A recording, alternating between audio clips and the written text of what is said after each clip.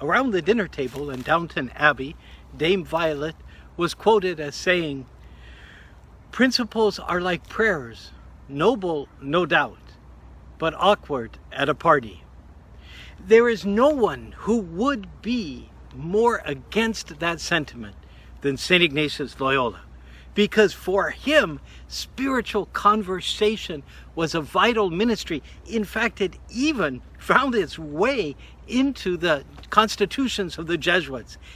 When he was in Barcelona, passing through for 20 days after his 9 or 11 months in Manresa on his way to the Holy Land, he was found in a church by a woman named Isabel Roser, and she would become very important and somewhat problematic in the history of the early Society of Jesus.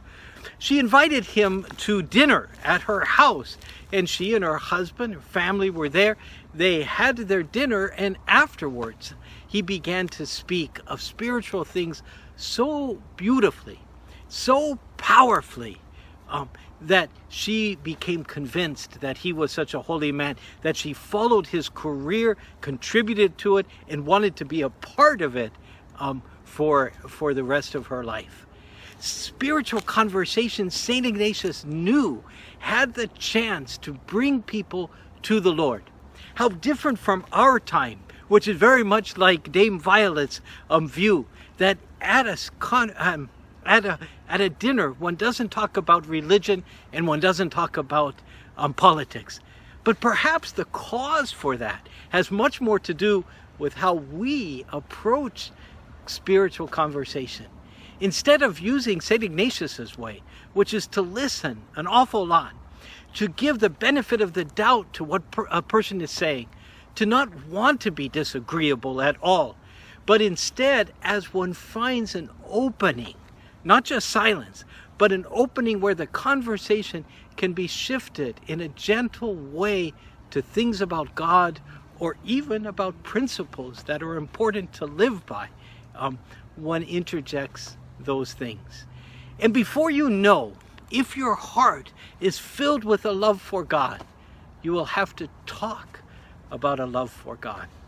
One of the things that can be so helpful for spiritual conversation is to remember, as you go and are about your business, whatever project you have for God, whatever it is that you are doing or engaged in for God, so that when someone asks you, how are things going, very naturally you can bring up this project, and they have then the opportunity to pursue it.